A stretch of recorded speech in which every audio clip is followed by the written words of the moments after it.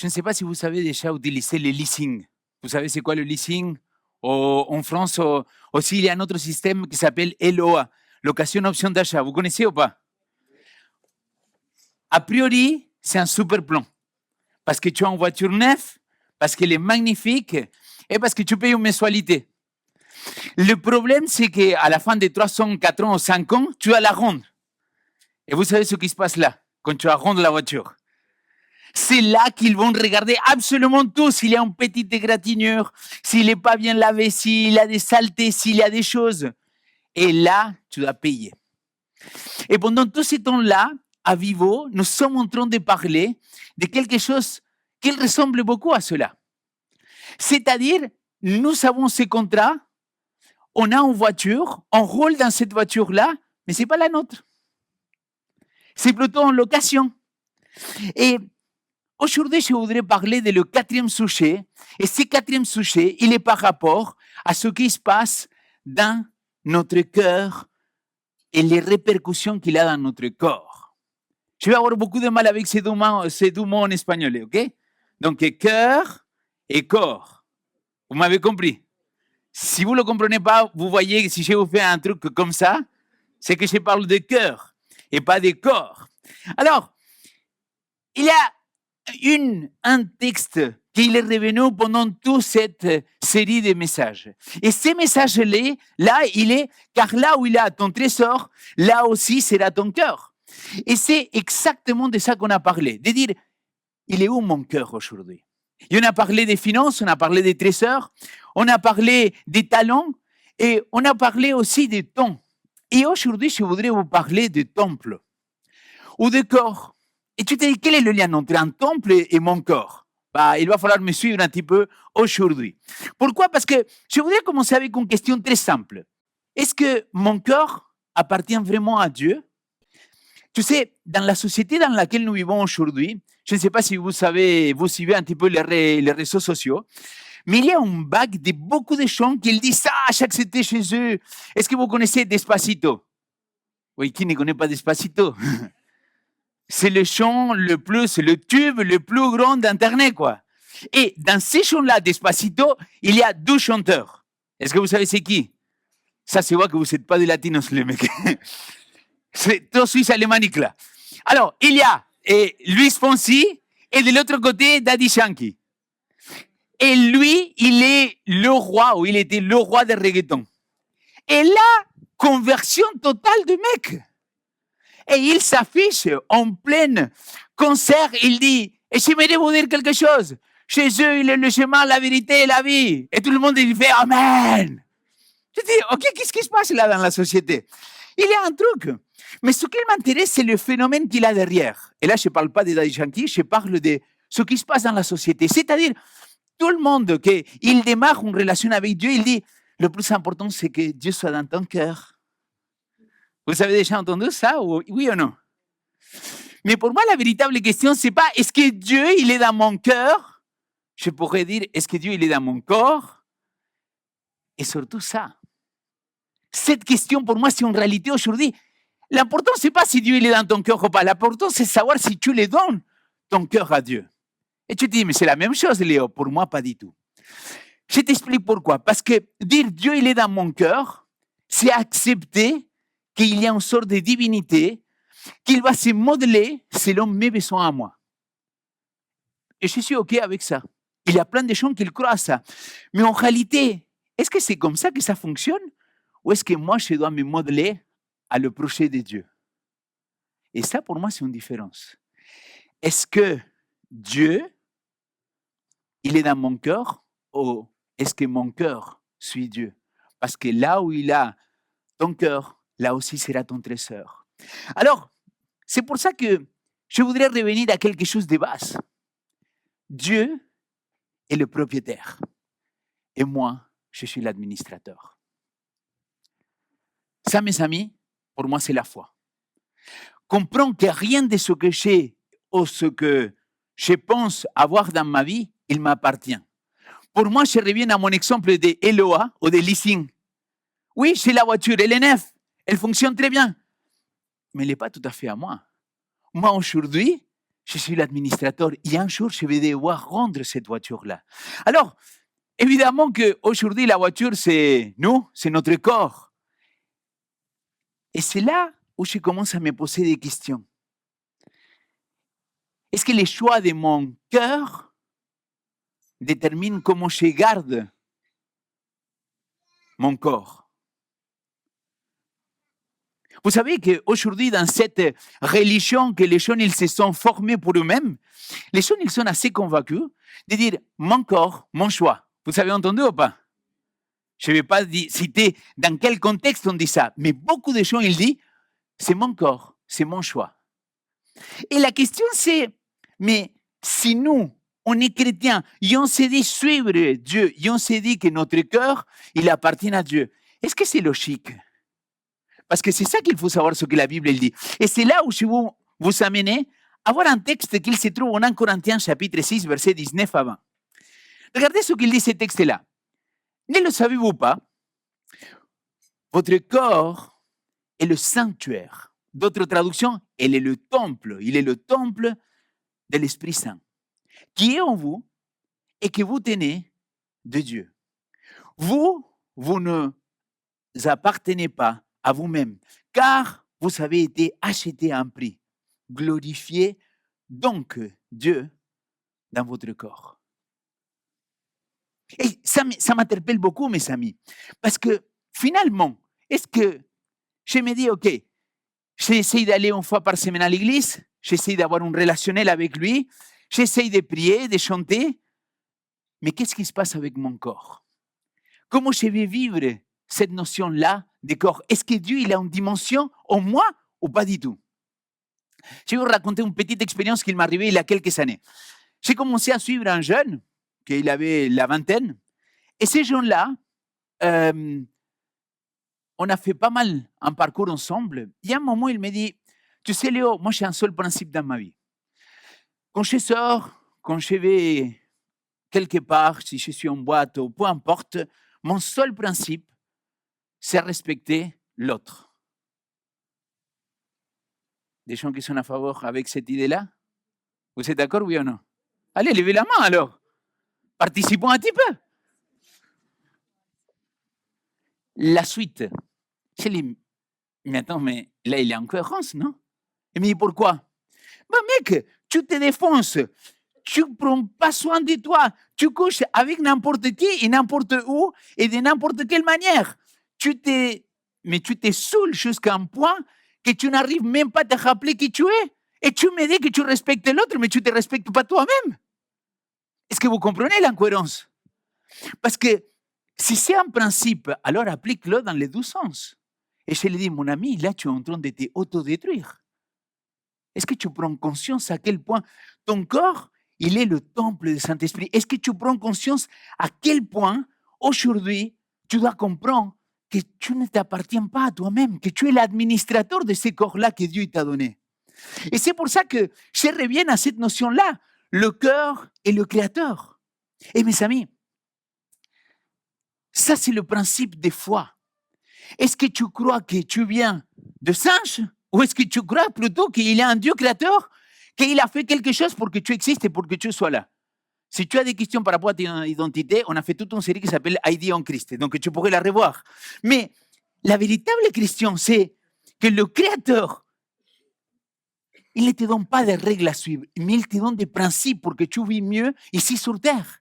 Et donc, moi, si je comprends que c'est Dieu le Créateur et que c'est lui qui m'a formé depuis les entrailles, est-ce que je ne devrais pas être à l'écoute de ce que Dieu il dit, de comment je dois gérer mon corps? Ou je dois m'en ficher carrément de ce que Dieu il dit de mon corps et dire, oui, écoute, mais finalement, mon corps, mon choix. Mais la Bible, elle vient te confronter, la Bible, elle vient te dire, hey, mais tu es sûr que tu es en train de faire le bon chemin?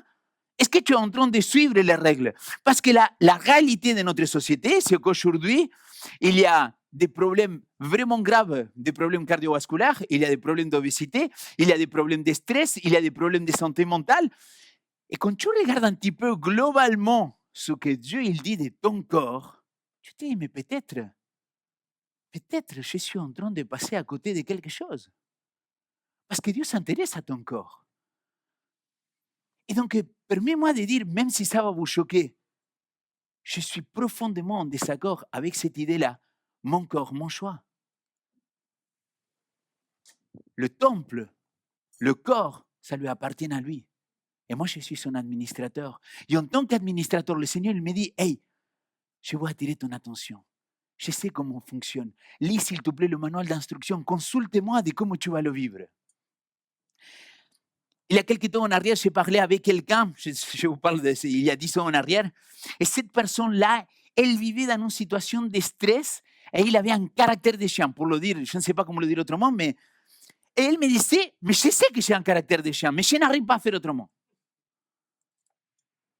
Et donc, on a commencé à discuter, j'étais vraiment à l'écoute de cette personne-là. Il y a un moment, il me sort une phrase et j'ai dit, ah, mais peut-être que le problème, il passe par là. Cette personne, elle s'est couchée vers 2h, 3h du matin. Et je lui ai dit, tu n'arrives pas à dormir? Ah non, non, oui, à 10h, 11h, j'ai plein sommeil, mais comme je suis en train de regarder une série en ce moment-là, bah, je suis à fond dedans. Et donc, du coup, le lendemain, je dois me réveiller tôt pour aller à l'église, quoi. Pour aller à l'église, ça c'est un lapsus. C'est, je dois aller au travail, quoi. Et donc, quand elle arrivait la nouvelle journée, elle était crevée. Est-ce que vous avez vu comment sont les enfants quand ils sont fatigués? Insupportables, n'est-ce pas? Ah, c'est que les miens, pas les vôtres. Les enfants quand ils sont fatigués, mais les adultes aussi, quand on est fatigué, quand on a faim, qu'est-ce qui se passe?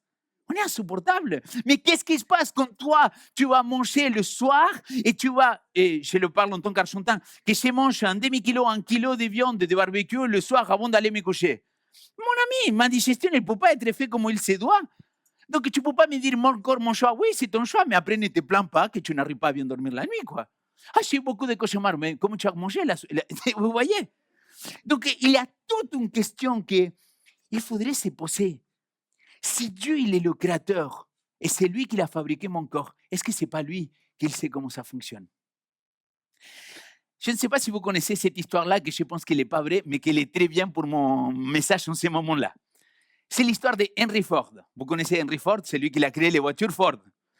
Donc, il avait un de ses ingénieurs qui quitte l'entreprise. Et cet ingénieur-là, il avait créé une grande machine qu'il pouvait faire que si cette machine-là ne fonctionnait pas, toute l'usine elle était à l'arrêt. Et donc, cette machine-là, elle tombe en panne. Henry Ford et toute l'équipe de la Ford, ils essayent de réparer le problème. Il essaye 1 semaine, 2 semaines. Imaginez la grande usine de Ford complètement à l'arrêt parce qu'il n'arrive pas à comprendre quel est le problème de cette machine-là. À un moment, Henry Ford, il laisse l'orgueil de côté et il dit, écoute, cette machine-là que tu as créée, on n'arrive pas à la faire fonctionner. Là, on est bloqué depuis des semaines. S'il te plaît, est-ce que tu peux venir? Il dit avec grand plaisir. Le gars, il arrive, il regarde, il voit, il analyse. Il sort un tournevis, il tourne comme ça et il dit, essayez maintenant. Et pin, la machine, elle démarre. Tout le monde est content, l'usine, elle repart à nouveau. Et là, Henry Ford, il reçoit la facture. $10,000. Henry Ford le téléphone, il dit, hey, là, tu exagères un petit peu, quoi. Tu es venu et tu as été quoi? 10 minutes devant la machine et tu as résolu le problème. Il dit, je veux voir en détail pourquoi tu me factures 10 000 euros. Et les gars, ils l'envoient. Main d'œuvre, tourner un vis, $1. Savoir quel vis tourner dans la machine, $9,999. Est-ce que vous comprenez l'idée? Si moi je rentre dans la dimension, et tu n'es pas obligé, si tu rentres dans la dimension que Dieu est ton créateur, il sait comment il fonctionne la machine dans un champ.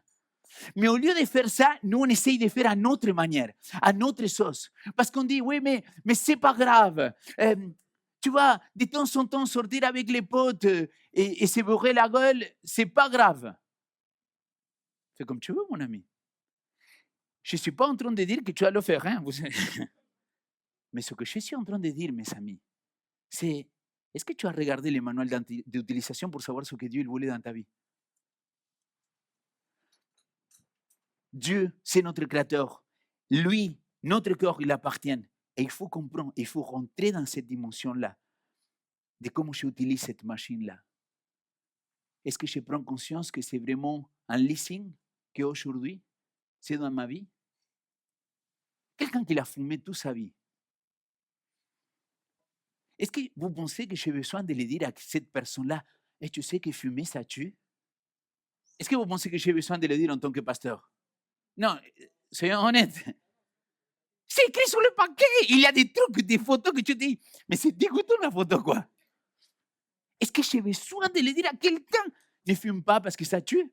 Non, il le sait. La question c'est, est-ce que tu prends conscience à quel point le Seigneur, il t'appelle à dire, hey, attends, c'est pas mon corps, mon choix. C'est le corps du Seigneur. Quel serait ton choix, Seigneur, pour ma vie? Et là, tu rentres dans une dimension spirituelle que la plus grande partie des chrétiens ne voient pas. Qu'est-ce que tu fais avec l'alcool? Il y a quelqu'un qui me disait tous les soirs, moi, Léo, tu sais, je stresse beaucoup à cause de mon travail. Donc, moi, je vois rien de mauvais de m'allumer un petit pétard et fumer ces petits pétards. Et je lui dis, ah bon, ça te fait du bien? Et il me dit, ah, ça me... Je dors comme un bébé. Je lui dis, ça se voit que ce n'était pas mes bébés à moi, parce que mes bébés à moi, ils pleuraient toute la nuit. Mais la réalité, je lui pose la question, et mon ami, et le lendemain, comment tu te sens? Ouais, c'est un peu la déprime, un peu bof. Je lui dis, tu ne penses pas que tu devrais aller voir un addictologue? On dit comme ça? Ça serait bien que tu ailles voir quelqu'un, non? Parce que l'ami, les effets secondaires de la drogue, ils ne sont pas si bons que les premières. Et là, il me sort, ouais, mais tu sais, Léo, c'est mon cœur, c'est ma vie, je fais comme je veux. Cool. Mais alors, ne te plains pas des conséquences. Ne dis pas, pourquoi Dieu, tu as fait ça dans ma vie? Dieu n'a rien fait dans ta vie. C'est que si moi, aujourd'hui, je ne suis pas conscient que je suis en surpoids, et vous savez à quel point je me bats contre mon surpoids, si aujourd'hui je ne prends pas conscience, il y a un jour, je ne sais pas, il y a une artère qui est bouchée et j'ai un infarctus, et je dis, Seigneur, pourquoi tu as permis ça? Et moi, j'imagine Dieu me dire, eh, mon fils, Léo, regarde-moi. S'il te plaît, lève la tête, regarde-moi. Vraiment, tu penses que c'est moi que je t'ai fait ça? Je t'avais dit d'arrêter de manger des kebabs. C'est pas vrai, ça fait 3 ans que je ne mange pas de kebabs. L'idée, c'est que le Seigneur, il nous invite à vivre autrement. La suite de ce texte, ou la première partie d'Un Corinthiens chapitre 6, verset 12, il dit, tout m'est permis, mais tout n'est pas utile. Tout m'est permis, mais moi, je ne permettrai à rien d'avoir l'autorité sur moi. Merci beaucoup. Parce que là, celle-là méritait la main là. Il fallait le placer là. Je me suis dit, s'il ne me le dit pas, je le dis moi. L'idée, c'est, est-ce que dans mon corps, je glorifie le Seigneur? Et mon ami, écoute, je suis quelqu'un que vous m'avez vu déjà dans tous mes états, avec 20 kilos de moins, 20 kilos de plus. Pour ceux qui viennent à Vivo, ils savent de quoi je parle. Est-ce que la nourriture, quelque part, il ne me domine pas? Mais oui! Arrête de te mentir à toi-même, Léo, mais ce n'est pas ta machine, c'est la machine au Seigneur. Et donc, comment je peux rentrer dans cette dimension de savoir ce que Dieu il veut dans ma vie, de comprendre comment le Seigneur il voudrait que je comprenne que mon corps il appartient aussi et que je dois rentrer et m'aligner avec sa volonté pour savoir qu'est-ce que je souhaite, qu'est-ce qu'il souhaite pour moi. Vous voyez, c'est une question de cœur. Parce que si mon cœur suit Dieu, mon corps va le suivre aussi. Je sais que je suis en train de simplifier, mais il y a des choix dans la vie. Et ces choix-là, pour moi, ils commencent au quotidien. Et je voudrais vous parler de 2 ou 3 choses qui m'ont beaucoup interpellé quand je suis devenu croyant. Dans ma ville, à Santa Fe, il y a 2 choses que ça ne se négocie pas. La première, c'est la bière bien fraîche. Dans une petite ville de 700 000, 800 000 habitants, on a 12 industries entières de bière. Et donc, comme c'est une ville qui fait beaucoup, ou qui fait très chaud, bah, le soir, la bière, ça ne se discute pas. Très fraîche, tu t'assois et bim, peu importe avec qui. Ça, c'est culturel. Et la deuxième chose, bah, la bière, tu l'accompagnes avec quelque chose, non? Et une de ces choses-là, oh là là, la mortadella. Je n'ai aucune idée comment on dit mortadella. Le saucisson, la mortadelle? On dit mortadelle? Oh, mais punaise, je suis vraiment intégré là. La mortadelle, elle était mortelle, oui. Et donc, tu t'asseyais, mortadelle, un petit saucisson, un petit chorizo, pim, pim, pim, avec ta bière. Et donc, moi, dans ma conception des choses, j'ai dit, attends, Dieu, il ne peut pas être contre ça, quoi. Mon corps, mon choix. Lui, qu'il s'occupe des choses spirituelles. Et là, il y a quelqu'un qui me sort un texte que je vais vous le sortir tout à l'heure.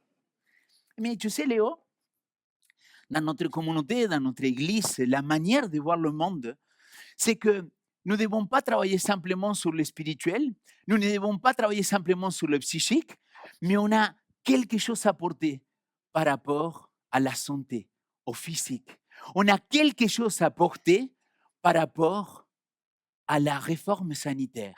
J'ai dit, la réforme quoi? Et là, il commence à m'expliquer. Il me dit, écoute, nous croyons que même si quand Dieu reviendra, notre corps sera métamorphosé, sera changé, on croit profondément qu'il faut prendre soin ici sur terre des chats. Parce que mieux tu vis, mieux tu vas réfléchir, moins tu seras tenté. Et il commence à m'expliquer toutes les choses. Et là, la première phrase qu'il me sort, vous savez, c'est laquelle? Plus de mortadella. Et le pire encore, il me dit, mais tu vois, le porc, nous, on ne mange pas de porc. J'ai dit, what? C'est une blague. Il me dit, non, non, non, non. Et j'ai dit, j'avais appris mes leçons, j'ai dit, ah bon? Montre-moi où est ça dans la Bible. Et là, il me dit, viens, on va le lire ensemble. Juste avant de celui-là, il dit, le Seigneur dit à Moïse, à Aaron, dites aux Israélites de tous les bêtes qu'ils sont sur la terre, voici les animaux que vous ne pourrez pas manger. Vous ne mangerez pas de tout ce qu'il y a de sabots fondus, les pieds fourchus et qui ruminent. Mais, vous pourrez manger, merci beaucoup, mais qui n'a pas les sabots fondus, il est impur pour vous. Et donc là, il me dit, le porc. Et j'ai dit, attends, mais tu ne penses pas que c'est un problème de traduction là? Et là, j'ai commencé une négociation. Je pense que j'ai eu beaucoup plus de facilité à arrêter l'alcool que le chorizo, salami, mortadella et tout le reste. Et là, il me dit, et pas que ça, par rapport aux poissons aussi, et pas que ça, par rapport à reptiles aussi, et pas que ça. Et il commence à me sortir plein de trucs. J'ai dit, mais attends, mais regarde, ça c'est dans l'Ancien Testament. J'ai dit donc que ça me concerne pas. Il y a une prêche que Benjamin il a fait, je pense, il y a une année en arrière, et il avait commencé avec, vous vous rappelez ou pas du tout? Il a commencé avec, est-ce que c'est bien? Pas bien, bien, pas bien. Et là, il avait abordé ce sujet-là, mais d'un autre angle. Et là, je me suis dit, non, mais c'est pas possible que manger des porcs ou des choses comme ça, c'est mauvais pour la santé, c'est pas possible. Et donc, j'ai commencé à me renseigner. Et donc, j'ai commencé à regarder. Et là, quand j'ai étudié ces textes-là, je me suis rendu compte qu'ils donnent trois catégories. Donc, il va parler de tous les animaux qui sont sur terre, qu'est-ce qu'on peut manger ou pas, de tous les animaux qui sont sur l'eau, et qu'est-ce qu'on peut manger ou pas, et de tous les oiseaux, il va donner, pas une catégorie, mais il va donner le nom des oiseaux qu'on peut manger ou pas. Et là, je me dit, mais attends, mais c'est la folie, quoi. Je n'ai pas arrêté de manger des porcs à cause de ça. Et là, je commence avec un conflit. Et là, cet ami-là, un ancien de mon église à Santa Fe, il me dit, mais Léo, mais finalement, on n'avait pas parlé que tu dois glorifier Dieu avec ton corps aussi? Et là, il m'a donné une claque. Et à partir de ce jour-là, j'ai dit, ok, je vais arrêter de manger ces choses-là. Je vais essayer de faire attention. Et là, il me dit, et d'ailleurs, à l'idéal de tout chrétien, c'est qu'on a un régime alimentaire végétarien. Là, je dis, t'es sûr que tu viens de l'Argentine, mec? Je sais qu'on a le meilleur barbecue au monde, désolé pour tout le reste, mais... Elle me dit, non, Léo, un régime alimentaire végétarien, ça ne veut pas dire que tu abolis complètement la viande, mais ça veut dire que tu manges autrement, nanani, nanana. Et là, j'ai dit, non, c'est pas possible, quoi. Je voulais le convaincre qu'il avait tort. Et donc, j'ai tombé sur un autre texte de Marc, chapitre 7, que c'est Jésus-Christ qui parle. Et ce texte-là, il dit ça. Il appelle encore la foule et s'est mis à dire, écoutez-moi tous et comprenez. Il n'a rien au dehors de l'être humain, qu'il puisse le souiller en entrant en lui. C'est ce qui sort de l'être humain qui le souille.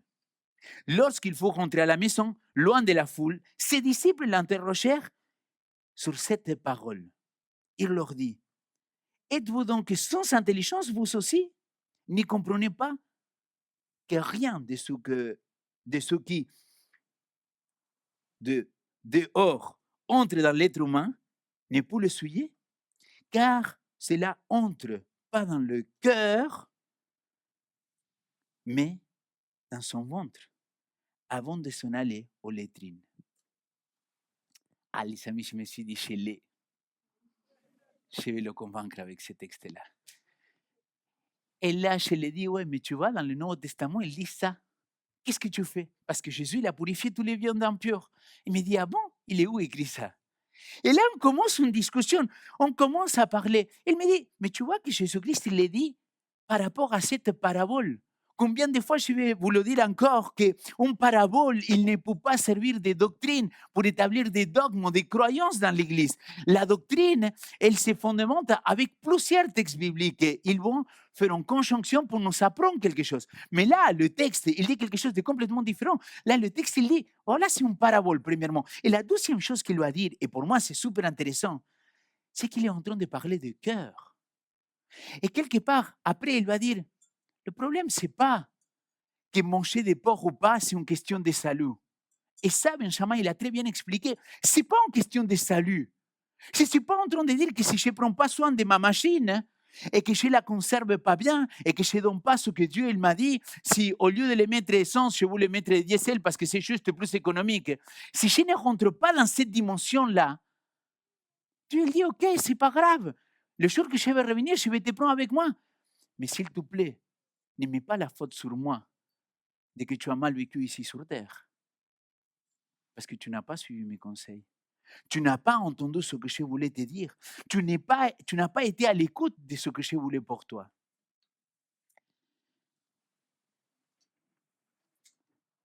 Je viens de dévoiler qu'il y a quelques années en arrière, j'étais fan de kebab.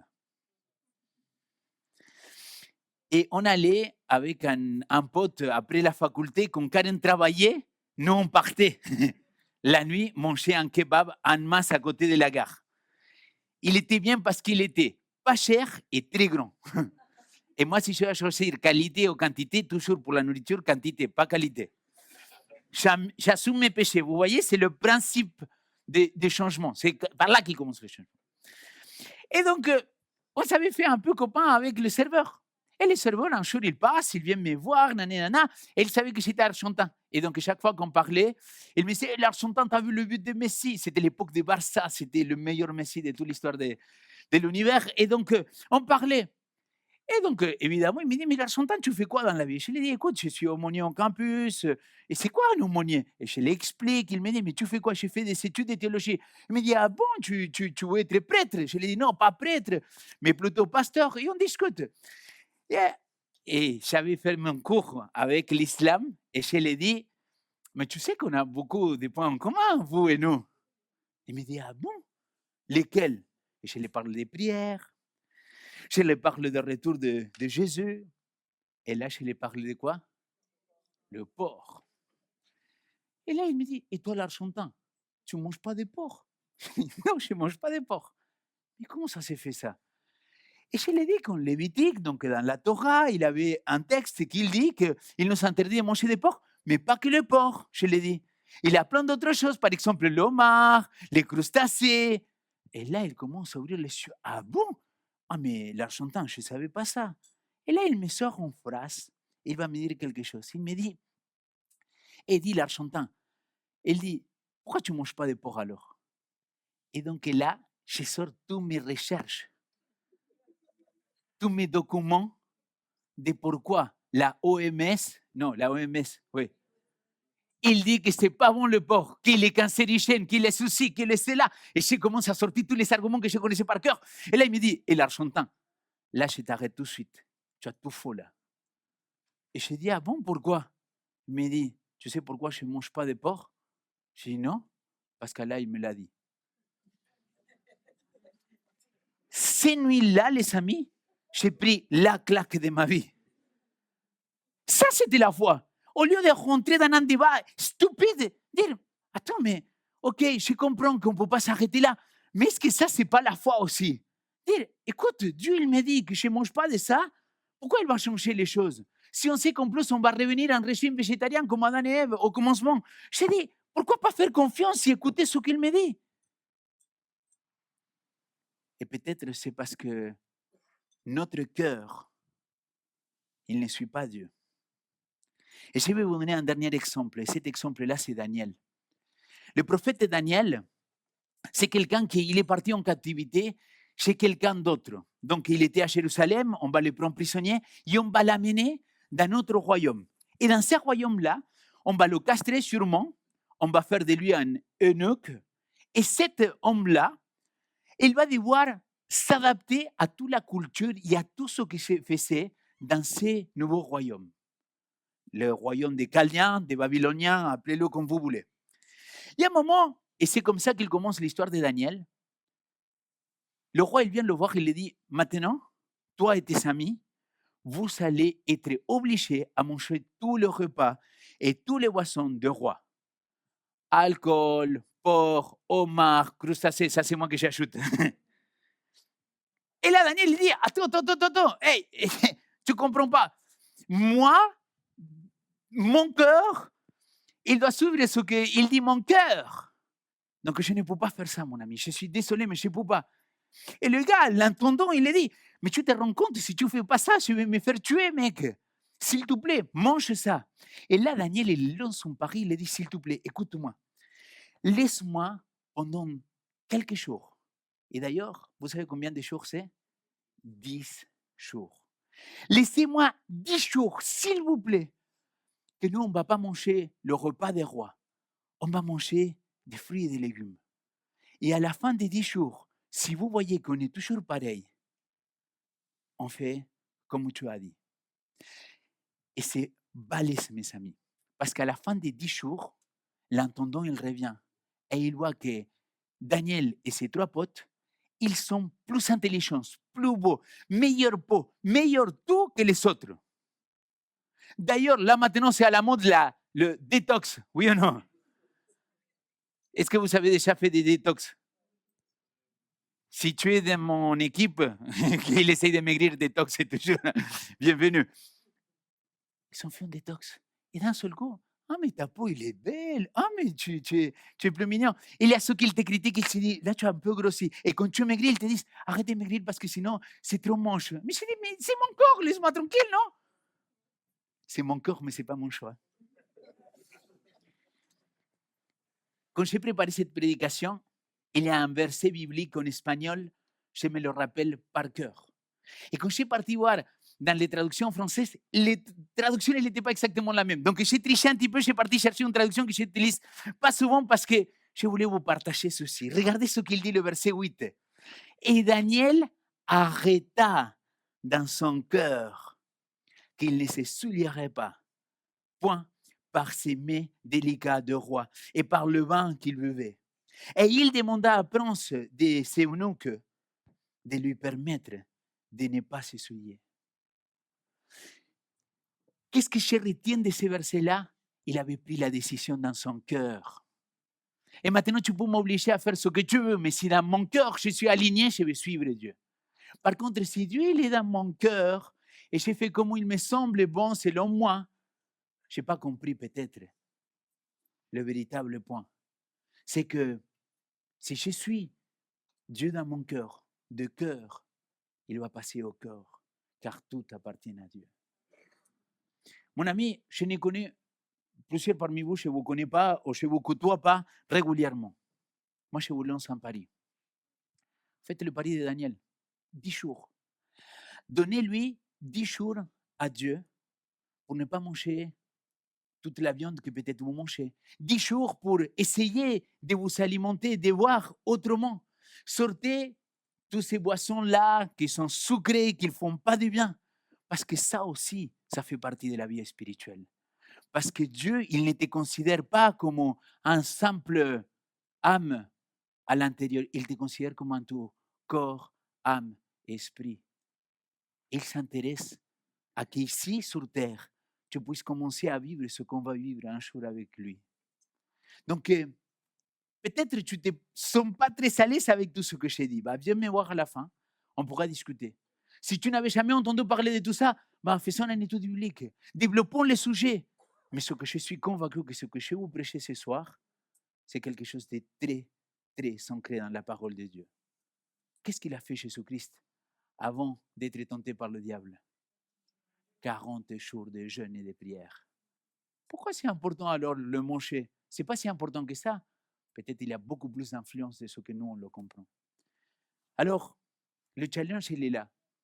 Peut-être à toi de nous raconter un jour, ou me raconter à moi aussi, ici, à toi la parole. Qu'est-ce que Dieu fera après ces 10 jours-là?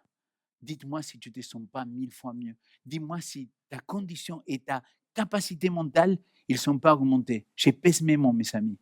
Je crois qu'on a un Dieu tout-puissant, qu'il nous a créés et qu'il sait quel est le vice qu'il faut serrer pour que la machine démarre. Amen.